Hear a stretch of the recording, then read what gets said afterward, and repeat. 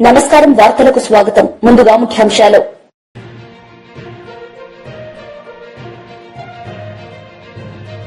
గంగాధర నెల్లూరు నియోజకవర్గ పార్టీ నేతలు కార్యకర్తలతో ముఖ్యమంత్రి సమావేశం.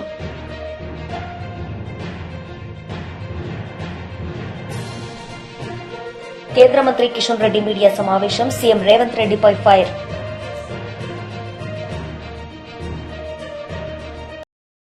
గంగాధర నెల్లూరు నియోజకవర్గ పార్టీ నేతలు కార్యకర్తలతో ముఖ్యమంత్రి సమావేశం నిర్వహించారు. ఈ సందర్భంగా ఆయన ప్రసంగించారు. పోటీకి అర్హుడిని లేక నేను కూడా అర్హుడిని కాదు, ఆ సిద్ధాంతం తీసుకొస్తున్నా. మీ ఎమ్మెల్యేగా ఉండాలంటే ఒక పేజీని అడాప్ట్ చేసుకుని ఆ 60 మందిని 120 మందిని ఆయన బాగు చేసే పరిస్థితి రావాలి. అంటే గ్రాస్ రూట్ రిలేషన్స్ తెలియాలి. అదే సమయంలో రాష్ట్రంలో ఉండే ముఖ్యమైన నాయకత్వం అంతా బూత్ కమిటీ కానీ, యూనిట్ కమిటీ కానీ, క్లస్టర్ కమిటీ కానీ కన్వీనర్గా ఉండాలి. ఇక్కడ పర్ఫార్మెన్స్ ఉంటేనే ఆయనకు పదవి. పోటీ ఎమ్మెల్యేగానే చేయాలి, ఎంపీగానే చేయాలి, లేకపోతే ఒకదానికి ఆయన ఇన్ఛార్జిగానే ఉండాలి. వాళ్ళ బాధ్యత ఏంటి? అక్కడి నుంచి పంచాయత్, మండల్, జిల్లా, కాన్స్టిట్యున్సీ, రాష్ట్రం అంతా వరకు వాళ్ళందరూ అక్కడ కూడా ఉండొచ్చు. డబుల్ పొజిషన్ అంటే 3 పొజిషన్లు ఉంటాయి పార్టీలో. ఒకటి కంపల్సరీగా కేఎస్ఎస్ లో ఉండాలి, 2 క్యూబ్స్ లో కంపల్సరీగా అడాప్ట్ చేసుకోవాలి.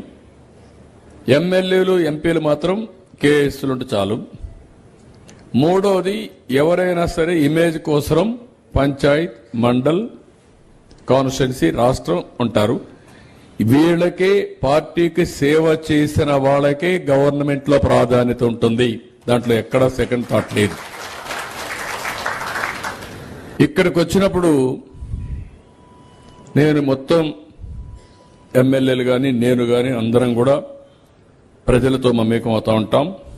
ఇక్కడ కూడా ప్రజా దర్బార్ పెట్టాం. దగ్గర ఒక 35 గ్రీవెన్స్ రిసీవ్ చేసుకున్నారు. ఒకసారి ఎవ్రీ 15 డేస్కి ఒకసారి అనుకుంటాను పెట్టమని చెప్పి అవన్నీ తీసుకొని సింక్ చేయడమే కాకుండా అవన్నీ పరిష్కారం చేయాల్సిన అవసరం ఉంది. ఇక్కడికి వచ్చినప్పుడు కాన్స్టిట్యున్సీలో కూడా పర్సెప్షన్ కూడా మీకు ఎలక్షన్ ముందు ఒక మాట చెప్పాను నేను. సీట్లు ఎవరు అడగద్దండి, ఎవరు రికమెండ్ చేయొద్దండి. ప్రజలు ఎవరిని ఆమోదం చేస్తారో, కార్యకర్తలు ఎవరిని ఎంపిక చేస్తారో వాళ్ళనే చేస్తానని చెప్పాను. జ్ఞాపకం ఉందా లేదా మీకు? తూచా తప్పకుండా పాటించాను. ఇప్పుడు కూడా అందరిపైన ప్రజాభిప్రాయం తెప్పిస్తున్నా. ఎవ్రీ 6 నెలలకు ఒకసారి ప్రజలు నన్ను గురించి ఏమనుకుంటున్నారు, ఓకే, నన్ను గురించి నెగిటివ్గా ఆలోచిస్తే నేను ఎట్ట మార్చుకోవాలి. మంత్రులు, ఎమ్మెల్యేలు, ఎంపీలు అందరూ కూడా మార్చుకోవాల్సిందే. పరిపాలన కూడా అవసరమైతే ప్రజారంజకంగా, ప్రజలకు ఆమోదయోగ్యంగా దాన్ని కరెక్ట్ చేయాల్సిందే. అది చేస్తున్నాం. ఇది చేసినప్పుడు, ఇక్కడ చేసినప్పుడు కాన్స్టిట్యున్సీ ఓవరాల్ గా బాగుంది. ఇంకా ఎమ్మెల్యే మీద కొద్దిగా తిరగాలనుంది. అది కూడా చెప్పేస్తున్నా. ఇంతవరకు మీరందరూ బాగా నేను చూస్తున్నాను. మా ఎమ్మెల్యే బ్రహ్మాండం, బాగున్నాడు, గోల్డ్ అన్ని చెప్తున్నారు. కానీ ఇంకొంచెం ఈ గోల్డ్ ప్రజలకు మమేకం కావాలి. అది చరిత్రలో శాశ్వతంగా గెలవడానికి వర్కౌట్ చేసుకోవాలి. అలాంటి సిస్టమ్స్ కొన్ని ఎస్టాబ్లిష్ చేసుకోవాలి. అక్కడి నుంచి వస్తే సోషల్ మీడియాలో ఎమ్మెల్యే ర్యాంక్ 180, బాగా చదువుకున్నాడు. ఎక్కడ పోయినా సోషల్ మీడియాలో ఉండాలి. మొత్తం చూస్తే ఫాలోయర్స్ 12,413, టోటల్ పోస్ట్ ఈ 9 నెలల్లో 689, 22,238 వ్యూస్ వచ్చాయి. ఇది యూనిక్, అది కూడా కనుక్కుంటాను నేను. ఇది సోషల్ మీడియా. ఎందుకంటే భవిష్యత్తులో మనం ఏం చేస్తున్నాం, ఇక్కడ కూర్చున్నాం, ఇది ప్రజలకు తెలియాలి. ఎందుకు కూర్చున్నాం, ఇక్కడ ఏ సమస్యలు డిస్కస్ చేస్తున్నాం, మనం ఏ సమస్యలు పరిష్కారం చేశాం, ఇది అనునిత్యం స్టేక్ హోల్డర్స్ మనం చెప్పాల్సిన అవసరం ఉంది. అది చెప్పాలంటే సోషల్ మీడియా భవిష్యత్తులో ఏకైక ఆయుధం. అది ఆ విషయం మీరు గుర్తుపెట్టుకోవాలి. ఎందుకంటే ఒకప్పుడు సోషల్ మీడియాకు ఇంత యాక్సెప్టెన్స్ లేదు. ఇప్పుడు ట్రూత్తో గాని కరెక్ట్గా పెట్టగలిగితే సోషల్ మీడియాకి చాలా వరకు పెనిట్రేట్ అవుతుంది, ప్రజల్లో కూడా విశ్వాసం పెరుగుతుంది. దాన్ని మీరు వర్కౌట్ చేయాల్సిన అవసరం ఉంది. యూట్యూబ్ అయితే. కేంద్ర మంత్రి కిషన్ రెడ్డి మీడియా సమావేశం నిర్వహించారు. ఈ సందర్భంగా పలు అంశాలపై ఆయన మాట్లాడారు.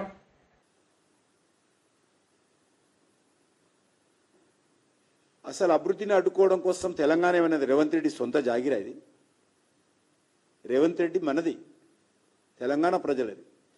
రేవంత్ రెడ్డి ఈరోజు ఉంటారు, రేపు పోతాడు. కానీ తెలంగాణకు న్యాయం జరగాలని కోరుకుంటాము, తెలంగాణ అభివృద్ధి జరగాలని కోరుకుంటాము, తెలంగాణలో భారతీయ జనతా పార్టీ బలం పెరగాలని కోరుకుంటాము, ప్రజలకు మేలు జరగాలని కోరుకుంటాము. అంతే తప్ప రేవంత్ రెడ్డి మీద కోపంతో తెలంగాణను అభివృద్ధిని అడ్డుకునేటువంటి అజ్ఞానులం కామేమన్న విషయాన్ని అర్థం చేసుకోవాలి. అసలు రేవంత్ రెడ్డిని కూడా వ్యక్తిగతంగా మాకు ఎందుకు విమర్శించాలి? మేము కేసీఆర్ ఉన్నప్పుడు వ్యతిరేకించలేదు అభివృద్ధిని, రేవంత్ రెడ్డి గారు ఉన్నప్పుడు వ్యతిరేకించము. కేరళలో కమ్యూనిస్ట్ పార్టీ ఉన్నా అక్కడ వ్యతిరేకించము, తమిళనాడులో డిఎంకే ప్రభుత్వం ఉన్నా వ్యతిరేకించము, కర్ణాటకలో కాంగ్రెస్ పార్టీ ప్రభుత్వం ఉన్నా వ్యతిరేకించము. అనేక రకాల అభివృద్ధి కార్యక్రమం అమలు చేస్తూ ఉన్నాము. దేశంలో 7 టెక్స్టైల్ పార్కులు వస్తే ప్రధానమంత్రి గారితో మాట్లాడి ఒప్పించి తెలంగాణకు ఒక ప్రాజెక్టు తెచ్చాను. ఇండస్ట్రియల్ పార్కులు వస్తే తెలంగాణకు ఒకటి తీసుకొచ్చాను. రీజనల్ రింగ్ రోడ్డు తెలంగాణ కోసం వచ్చింది. కానీ ఈరోజు ముఖ్యమంత్రి గారు వివరం ఎట్లుందంటే, ఖాళీ పాత్రలు పెద్ద శబ్దం చేస్తాయి. రేవంత్ రెడ్డి గారి వివరం అట్లనే ఉంది. నేను విలువలకు ప్రాధాన్యత ఇచ్చే వ్యక్తిని, ప్రజల పట్ల విశ్వసనీయతకు కట్టుబడి ఉంటాను, నైతిక విలువలతో కూడినటువంటి రాజకీయాలకు ప్రాధాన్యత ఇస్తాను. అంతే తప్ప ప్రాజెక్టులు అడ్డుకోవడమో ఇతరత్రో ఊహించడం కూడా కష్టం. నా తరఫున ఆ రకమైనటువంటి చర్యలు ఎవరైనా ఊహించడం కూడా తప్పే అని సందర్భంగా వహిస్తున్నాం. అదే కాకుండా చిన్నప్పటి నుంచి కూడా ఒక సిద్ధాంతానికి కట్టుబడినటువంటి వ్యక్తిని కాబట్టి ఈ తాటాకు చప్పులకు భయపడే వ్యక్తిని కూడా కాదు. నేను తప్పు చేయనప్పుడు అసలే భయపడను. తప్పు జరిగితే ఒకవేళ పొరపాటున విధానం మార్చుకుంటాను తప్ప వైఫల్యాలను, అవాస్తవాలను, అసమర్థతను నా మీద రుద్దితే అది మంచిది కాదు. నా మీద రుద్ది తప్పించుకునేటువంటి కుట్ర రేవంత్ రెడ్డి గారు తన వైఫల్యాల నుంచి చేస్తా ఉన్నారు. నేను కానీ మా పార్టీ కానీ మేము గత పార్లమెంట్ ఎన్నికల్లో ఈరోజు దేశంలో అధికారంలో ఉన్నాం కాబట్టి ఏవైతే దేశ ప్రజలకు హామీ ఇచ్చామో దానికి కట్టుబడి ఉండి ప్రతి ఒక్కొక్క హామీ అమలు చేయాల్సినటువంటి బాధ్యత మాది. అమలు చేసి చూపిస్తాం, చేస్తూ ఉన్నాం. హామీల కట్టుబడి పనిచేస్తామని కూడా మనం చేస్తా ఉన్నాం.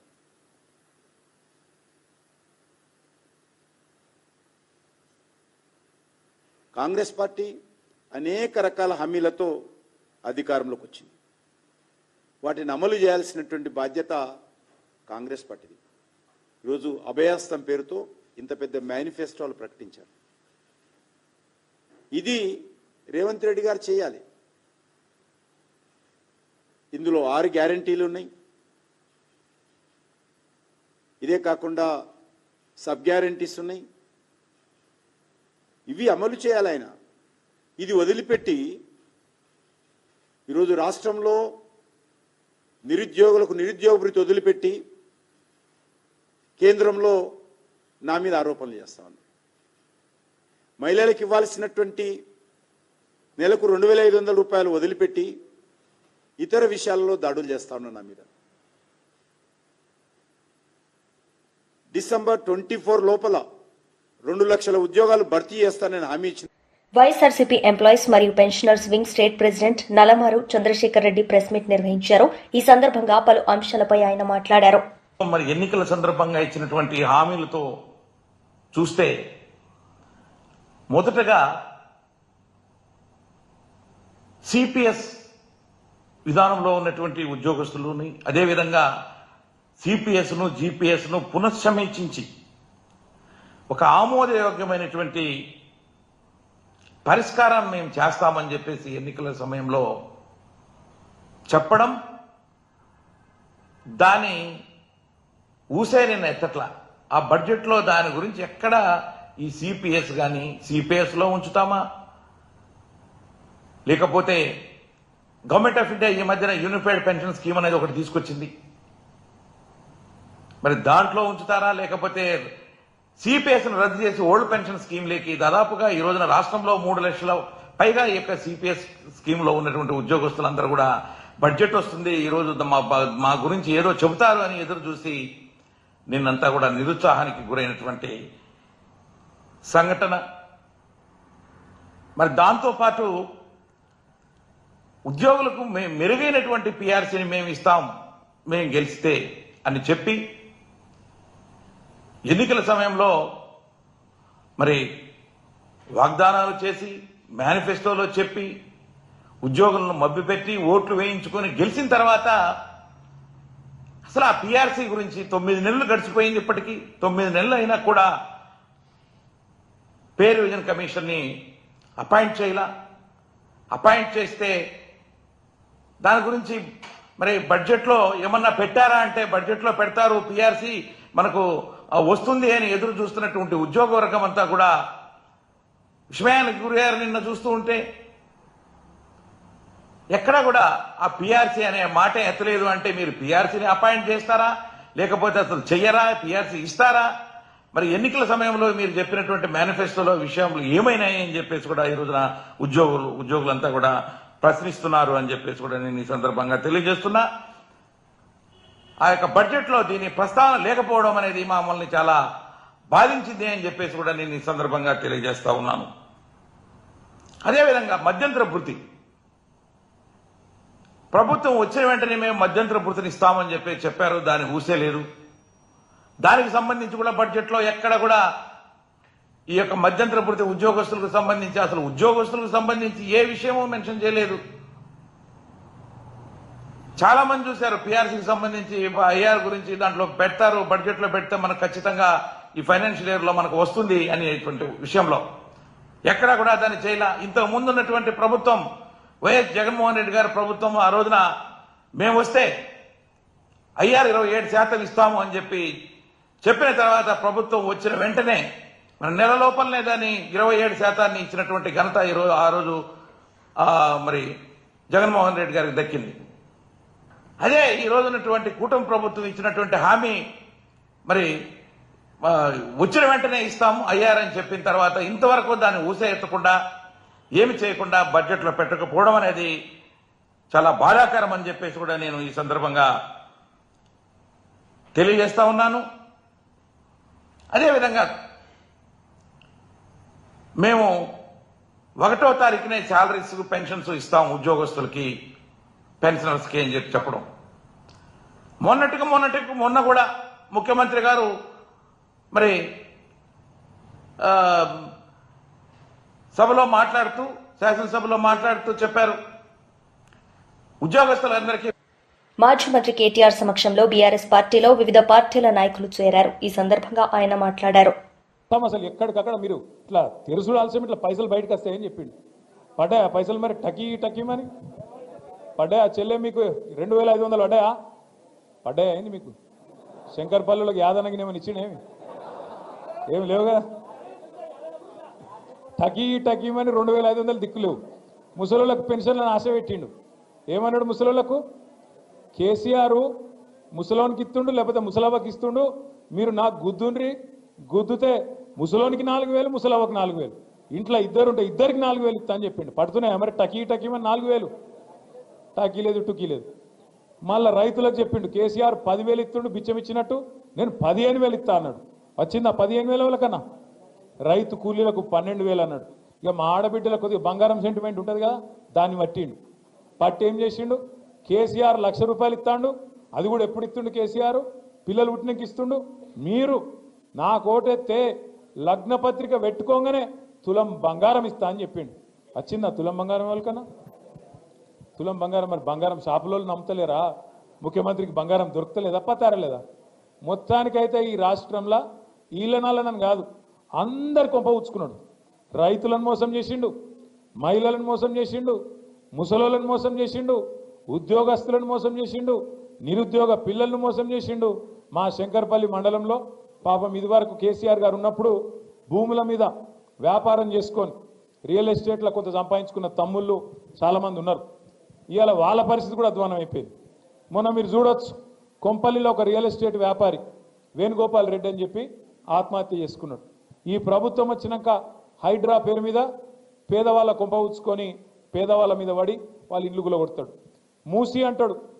మూసి మూసి మీకు పాలమూరు రంగారెడ్డి ఎత్తిపోతల పథకం ద్వారా మన చేవెళ్లకు, మన శంకర్పల్లికి, అదేవిధంగా మన ఉమ్మడి రంగారెడ్డి జిల్లాకు నీళ్లు తెచ్చేందుకు కేసీఆర్ గారి నాయకత్వంలో ఆనాడు మనం పనిచేస్తుంటే ఇదే కాంగ్రెస్ వాళ్ళు కేసులేసి ఆపిల్లు. ఇదే కాంగ్రెస్ వాళ్ళు ఆనాడు ఎక్కడోళ్ళు అక్కడ కోట్లకు పోయి ఇది చక్కగా లేదు, అది చక్కగా లేదు, ఇది వంకర్ ఉంది, అది టింకర్ ఉందని చెప్పి కోట్లకు పోయి ఆపే ప్రయత్నం చేసింది. అయినా 90% పనులు పూర్తి చేసినాం. 90% పనులు పూర్తయినా పాలమూరు రంగారెడ్డి పథకానికి మొత్తం రిజర్వాయర్ తయారైంది. ఈయన చేయాల్సిందల్లా రేవంత్ రెడ్డి గారు కాలువలు దవ్వాలి, నీళ్లు తీసుకురావాలి. ఆడికెళ్ళి శ్రీశైలంకి వెళ్ళి మన చేవెళ్ళ దాకా నీళ్లు తెచ్చే సౌలతు ఇంకొక 10 పైసలు ఖర్చు పెడితే, 90 పైసలు కేసీఆర్ ఖర్చు పెట్టిండు, ఒక 10 పైసలు ఖర్చు పెడితే మీకు నీళ్ళు వస్తాయి. కానీ ఆయనకు అది ఇష్టం లేదు, ఆ నీళ్ళు ఇయ్యడట. కానీ మూసీ చేస్తారట, మూసీని సుందరవనం చేస్తారట. ఏది వికారాబాద్ అడవులల్లా మొదలయ్యే మూసీని కిందికి తీసుకుపోయి మూసీని నందనవనం చేస్తా, అద్భుతం చేస్తా అని చెప్పి రేవంత్ రెడ్డి గారు అంటున్నారు. నేను అడుగుతా ఉన్నా, మూసీతోని పారే ఎకరాలెన్ని, మూసీతోని సాగయ్యే ఎకరాలెన్ని, దాంతో బాగయ్యే రైతులు ఎంతమంది, మూసీ వల్ల సృష్టించే సంపద ఎంత, దీనివల్ల ఏం జరుగుతుంది, ఈ రాష్ట్రానికి ఈ నగరానికి లాభం ఏంది అంటే సమాధానం చెప్పడు. ఎందుకంటే ఆయనకు స్పష్టత ఉంది. 90 పైసలు ఆల్రెడీ అక్కడ ఖర్చు పెట్టినాం పాలమూరు రంగారెడ్డి పొత్తుల పథకంలో. అది పూర్తి చేస్తే కూడా రేవంత్ రెడ్డికి పైసలు రావు, కమిషన్లు దొరికాయి. అందుకే ఏం చేయాలి? మూసీ అని ఒక రంగుల సినిమా, రంగుల కళ చూపెట్టి దానిలో 1,50,000 కోట్లు ఖర్చు పెట్టి అందులో ఒక 50,000 కోట్లో 70,000 కోట్లో దండుకోవాలి, ఢిల్లీ పెద్దలకు పంపించాలి, నా కుర్సీ కాపాడుకోవాలనే ఒకే ఒక్క తాపత్రయంతో, ఢిల్లీకి మూటలు పంపాలనే ఒకే ఒక్క తాపత్రయంతో ఈ ముఖ్యమంత్రి గారు పనిచేస్తూ ఉన్నారు. ఆలోచన చేయండి మీరు దయచేసి. మన ఉద్యమ కాలంలో నీళ్లు, నిధులు, నియామకాలు అని మాట్లాడినాం. నీళ్లు, నిధులు, నియామకాలు. కేసీఆర్ నాయకత్వంలో నీళ్ల విషయంలో ఇంటింటికి మంచిళ్ళు తెచ్చుకున్నాం.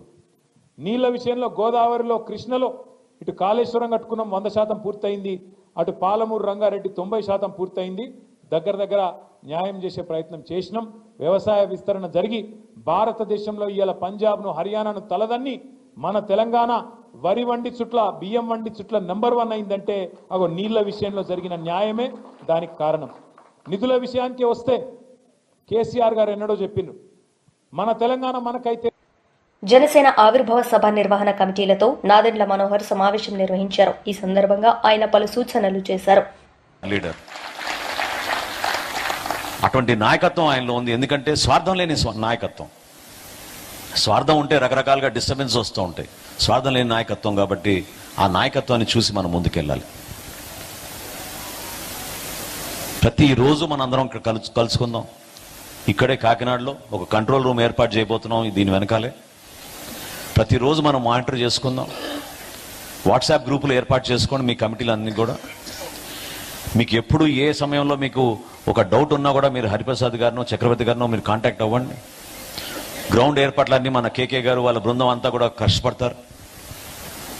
టెక్నికల్గా, విజువల్గా, ఫిజికల్గా మనం చేసే అరేంజ్మెంట్స్ గతంలో ఏ ఆవిర్భావ దినోత్సవం కన్నా అద్భుతంగా చేయబోతున్నాం. దానికి మీరందరూ కూడా సహకరించాలి. సమయం తక్కువ ఉంది. కొంతమంది అనుకోవచ్చు 14 రోజులు ఉంది కదా అని. లేదు, అంత టైం మనకి చూస్తూనే అయిపోయి అలా 1వ తారీఖు 12 రోజులు మన చేతుల్లో ఇవన్నీ కూడా మనం ఏర్పాటు చేసుకోవాలి. వివిధ పార్లమెంటు కోఆర్డినేటర్స్ ఎవరైతే నియమించారో వాళ్ళందరినీ నేను రిక్వెస్ట్ చేస్తున్నాను, మీరు ఒక ప్రణాళిక సిద్ధం చేసుకోండి. మీ ప్రాంతంలో ఉన్న గౌరవ పార్లమెంట్ సభ్యులు, గౌరవ శాసనసభ్యులతో మీరు కోఆర్డినేట్ చేసుకుని మన నాయకులందరినీ కూడా ఈ సభలో హాజరయ్యేటట్టు మనం చేసిన ఈ కృషిని గుర్తు చేస్తూ మీరందరూ కూడా కలిసిమెలిసి ముందుకు రావాలి, బాధ్యత తీసుకోవాలి. ఎందుకంటే ఇందాక హరిప్రసాద్ గారు చెప్పినట్టు ప్లీనరీ అనుకున్నాం, కానీ ఆ ప్లీనరీ అవకాశం లేదు కాబట్టి ఒకే రోజు మనం సభ నిర్వహించుకుంటున్నాం కాబట్టి ప్లీనరీ అయితే మనం డెలిగేట్స్ పాసులు వివిధ జిల్లాల నుంచి నాయకత్వాన్ని ఆహ్వానించి మహిళలకి ప్రత్యేకంగా, యువతకు ప్రత్యేకంగా, రైతులకి ప్రత్యేకంగా చిన్న చిన్న మీటింగ్లు ఏర్పాటు చేద్దామని అనుకున్నాం. ఆ సందర్భం లేదు కాబట్టి, అవకాశం లేదు కాబట్టి దీన్ని మాత్రం మనం అద్భుతంగా చక్కటి ఏర్పాట్లతోటి, క్రమశిక్షణతోటి, ఎక్కడ కూడా ఒక చిన్న రోడ్ యాక్సిడెంట్ జరగకుండా ప్రతి జన సైనికుడు బాధ్యతతోటి తన ఇంటికి తిరిగి వెళ్ళేటట్టు, రోడ్డు ప్రమాదం ఎక్కడ జరగకుండా అన్ని విధాలుగా మనం జాగ్రత్తగా ఏర్పాట్లు చేయాల్సిన బాధ్యత కూడా మనందరిపైన ఉంటుంది. ఎప్పుడు కూడా పవన్ కళ్యాణ్ గారు అదే కోరుకుంటారు. ఈ బైక్ ర్యాలీలు ఇవన్నీ చేసి హడావుడి పడి ఎవరికైనా ఇబ్బంది కలుగుతుందనే ఒక ఆందోళన, ఆవేదన ఎప్పుడు ఉంటుంది ఆయనలో. ఆయన మనసును కూడా మీరు తెలుసుకునే విధంగా దయచేసి ప్రతి ఒక్కరు కూడా క్రమశిక్షణతో పనిచేయండి. అదేవిధంగా అధికారంలో వచ్చినాక కొన్ని ఇబ్బందికరమైన పరిస్థితులు మనం చూసాం. రాష్ట్రంలో ఎక్కడ కూడా నిధులు సేకరించాలన్నా, కార్యక్రమాలు చేయాలన్నా కూడా చాలా ఇబ్బందికరమైన పరిస్థితులు చూస్తున్నాం. నిన్న బడ్జెట్ సందర్భంలో మేము అందరం కూర్చుని మాట్లాడుకున్నప్పుడు లెజిస్లేచర్ పార్టీలో ఒక ఆలోచన పవన్ కళ్యాణ్ గారికి ఉన్నప్పుడు ప్రజల్లో తీసుకెళ్ళడానికి తగిన విధంగా నిధులు కూడా ఉండాలి. పంచాయతీరాజ్ శాఖలో జల్ జీవన్ మిషన్ కింద ఇంటింటికి మనం కుళాయిలు ఇంటింటికి కుళాయిల ద్వారా రక్షిత మంచినీటి పథకం అందిద్దామని మనం సూపర్ 6లో మనం మాట ఇచ్చాం. భవిష్యత్తులో చక్కటి ఆరోగ్యం ఉండాలి, ఎవరు కూడా నీటి గురించి బిందెలు పెట్టుకుని మోసుకుంటూ కిలోమీటర్ల తరబడి నడవకూడదనేది పవన్ కళ్యాణ్ గారి ఆలోచన. కానీ ఎంత దుర్మార్గంగా గత ప్రభుత్వం, గత పాలకులు 5 సంవత్సరాల్లో రాష్ట్రానికి జరిగిన నష్టం ఈ ఒక్క ఉదాహరణ నేను మీకు చెప్తాను. కేంద్ర ప్రభుత్వం కేటాయించిన 14,500 కోట్ల రూపాయలని జల్ జీవన్ మిషన్ కోసం ఉపయోగించుకోకుండా కేవలం 2,250 కోట్ల రూపాయలు వాళ్ళు ఉపయోగించారు. ఆ కార్యక్రమమే ఈ సంవత్సరానికి ముగిసిపోతుంటే పవన్ కళ్యాణ్ గారు, చంద్రబాబు నాయుడు గారు మొన్న ఢిల్లీకి వెళ్ళినప్పుడు ప్రధానమంత్రి గారిని, కేంద్ర మంత్రి గారిని అభ్యర్థించి ఇది చాలా అవసరం మాకు, సూపర్ 6లో మనం మేనిఫెస్టోలో కమిట్మెంట్ చేశాం, దీన్ని ప్రజల్లో తీసుకెళ్లాలని ఆ రోజు రిక్వెస్ట్ చేస్తే మరొక 4 సంవత్సరాలు వాళ్ళు పొడిగిచ్చారు. అంటే చూడండి ఒక్కసారి, ఒక్క ఛాన్స్ అన్న వ్యక్తి ఏ విధంగా రాష్ట్రానికి ఇంత నష్టం కలిగించాడో మీరు చూడండి. కేంద్ర ప్రభుత్వం కేటాయించిన నిధులు కూడా ఉపయోగించుకోకుండా దుర్మార్గంగా మన రాష్ట్రానికి అంత నష్టం కలిగించారు.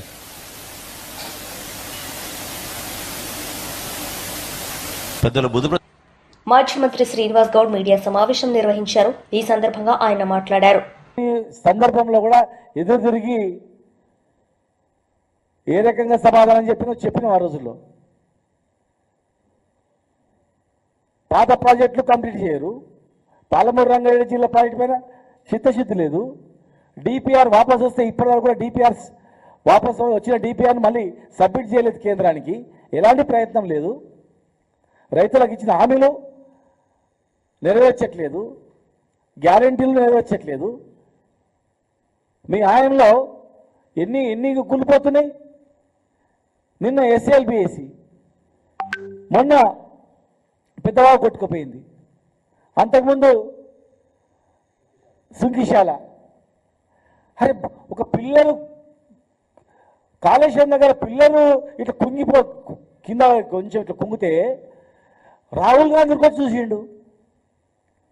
మరి ఇలా 8 మంది చిక్కుకుపోయినరు, కూలిపోయింది. మరి రాహుల్ గాంధీ రారా? చచ్చిపోతే మనుషులు చచ్చిపోతే రారా? టన్నెలు మొత్తం పూడిపోతే రారా? టన్నలు మొత్తం కూరుకుపోతే రారు, ప్రాణాలు పోతే రావు, ఉట్టి పిల్లలు కుంగిపోతేనే ఊరుకొస్తారా? ఇది రాజకీయం మీరా మేమా? ఈరోజు వారు కూడా వచ్చి ఎట్లా పోయింది అని పరిశీలించింటే, రాహుల్ గాంధీ గారు కూడా వచ్చి అక్కడ చూసింటే వారికి అర్థమవుతుండే అసలు ఏం జరుగుతుందనేది. అందుకే మేము అడుగుతా ఉన్నాం, పర్యటించండి. ఎలక్షన్ల ముందట్లయితే పర్యటించిన రాహుల్ గాంధీ గారు తెలంగాణలో పర్యటించండి. వరంగల్ వస్తామన్నారు మొన్న, వచ్చింటే బాగుండేది. మీరు ఎక్కడెక్కడైతే ఏ హామీలు ఇచ్చిపోయినరో, ఎక్కడెక్కడైతే మీరు వచ్చి ప్రసంగాలు చేసిపోయినరో, మీరు ఆ ప్రాంతాలు వచ్చి పరిశీలించారు, తిరగండి. మీ ప్రభుత్వం కదా, ఆ రోజు అంటే మేము అడ్డుకుంటామని చెప్పి ఉండొచ్చు, ఈరోజు మీ ప్రభుత్వమే కదా. సోనియా గాంధీ గారు ఎక్కడైతే మాట్లాడిపోయిందో ఆ ప్రాంతాన్ని పరిశీలించండి. కనీసం ప్రియాంక గాంధీ ఎక్కడైతే వచ్చి ఆమె మాట్లాడిపోయిందో ఆ ప్రాంతంలో పర్యటన చేసి ఆ ప్రాంత ప్రజలతో అడగండి, మీరు ఇచ్చిన హామీలు ఏమైంది, తెలంగాణ ఏమవుతుంది, ఎక్కడికి పోతుంది, ఎక్కడున్న తెలంగాణ గ్రాఫ్ ఎక్కడ పడిపోతుంది. మీరు మాట్లాడినప్పుడు తెలంగాణ ఏ గ్రాఫ్లో ఉండే, ఇవాళ మీరు గవర్నమెంట్ వచ్చిన 15 నెలల తర్వాత ఈ తెలంగాణలో ఎక్కడ ఉంది? కేవలం మీరు మాట్లాడిన అంశాలు, మీరు మాట్లాడించినటువంటి హామీల మీదనే మీరు ఒకసారి పర్యవేక్షించుకోండి. ఇది పద్ధత అనేది. హరీష్ రావు గారు కాళేశ్వరం ప్రాజెక్టు గురించి వైసీపీ లీడర్ మాజీ ఎంపీ మార్గాని భరత్ మీడియా సమావేశం నిర్వహించారు. ఈ సందర్భంగా ఆయన మాట్లాడారు. గొప్పగా చేశాడు, అది పురాణం, ఓకే, బాగానే ఉంది. ఆయన చెప్పిన అంశం ఏంటంటే సామాన్యుడు సంక్షేమమే తన సంక్షేమంగా భావించాడు చంద్రగుప్త మౌర్యుడు అని చెప్తా ఉన్నాడు. నేను ఇవాళ అడుగుతా ఉన్నా, ఇవాళ మీరు 2వ సంవత్సరం బడ్జెట్ మీరు ప్రవేశపెడతా ఉన్నారు కదా, మరి సామాన్యుడి యొక్క సంక్షేమము మీరు సూపర్ 6 హామీలు కదా ఇచ్చారు. సూపర్ 6 హామీలకి నిమిత్తము మీరు బడ్జెట్లో ఎందుకు ప్రవేశపెట్టలేదు అని నేను ఇవాళ సూటిగా ప్రశ్నిస్తా ఉన్నాను ప్రభుత్వాన్ని. ఇప్పుడు మీరు సూపర్ 6 హామీలు 6 హామీలు అని చెప్పి ప్రతి ఇంటింటికి కూడా వెళ్ళి ఊదరగట్టారు. ఏమని చెప్పుకున్నారండి ఆయన? ప్రతి ఇంటింటికి కూడా వెళ్ళి ఏమని చెప్పాడనంటే, రైతులకి అన్నదాత సుఖీభవ కిందన 20,000 రూపాయలు ఇస్తానని చెప్పాడు. మరి 20,000 రూపాయలు లాస్ట్ బడ్జెట్లో కూడా పెట్టారు వీళ్ళు. బడ్జెట్లో అంకిల గారెడ్డి బాగానే ఉంది, కానీ ఇవాళ మీరు లాస్ట్ బడ్జెట్లో 20,000 రూపాయలు ప్రతి రైతన్నకి ఇస్తాను, 55 లక్షల మంది రైతన్నలు ఉన్నారు కదా, మరి లాస్ట్ బడ్జెట్లో పెట్టింది మీరు ఎందుకు ఇంప్లిమెంట్ చేయలేదని వాళ్ళు మేము ప్రశ్నిస్తున్నాం. రాష్ట్రంలోని ఇండస్ట్రియల్ ట్రైనింగ్ ఇన్స్టిట్యూట్స్ ను అడ్వాన్స్ టెక్నాలజీ సెంటర్లుగా తీర్చిదిద్దుతున్న పనుల పురోగతిపై ముఖ్యమంత్రి రేవంత్ రెడ్డి గారు ఆరా తీశారు.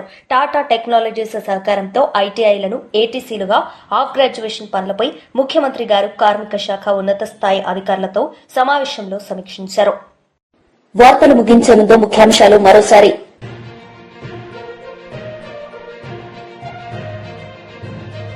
గంగాధర నెల్లూరు నియోజకవర్గ పార్టీ నేతలు కార్యకర్తలతో ముఖ్యమంత్రి సమావేశం.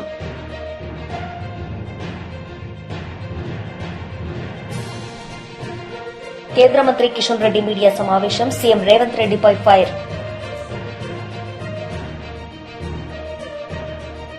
ఈ వార్తలు ఇంతటితో సమాప్తం. తిరిగి ప్రసారమయ్యే వార్తల్లో మళ్లీ కలుద్దాం. అంతవరకు సెలవు. నమస్తే.